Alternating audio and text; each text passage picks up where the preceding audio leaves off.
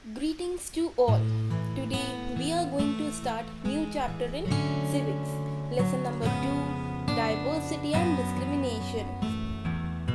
Before starting the chapter, let's see an example. Look at the two pictures.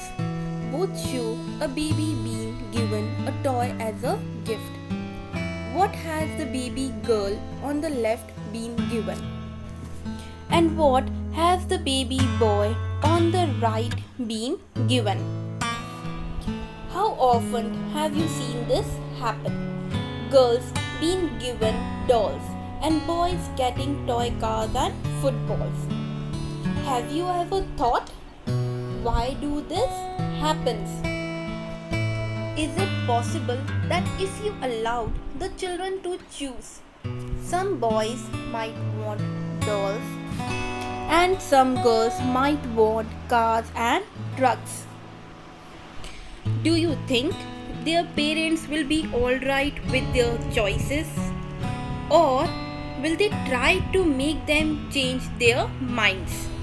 In most societies, from a very young age, boys and girls are assigned roles and assumed to have qualities that are very different from each other.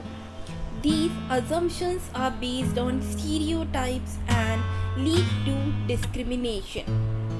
Now, let us study this chapter to understand these terms and ideas better. We learned about diversity in the last chapter. Diversity teaches us to look at things from different perspectives, makes us more tolerant, and enriches our lives. Tolerant means open-minded. We have seen how diverse our country is in the terms of religion, culture, language, food habits, and festivals.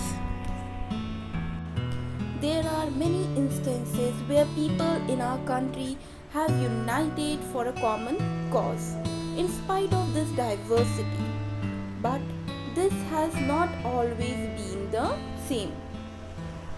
Sometimes people make fun of those who are different from them. They make fun of their language, dresses they wear, and also about the color of their skin. For instance, children who are dark in complexion are often teased by others as ugly. People who cannot speak English are often teased by others. They are often considered less smart. When we form such negative opinions about people just because they are different from us, we are said to be prejudiced against them. For this, read page number 8 from your book. That's all for today. Thank you.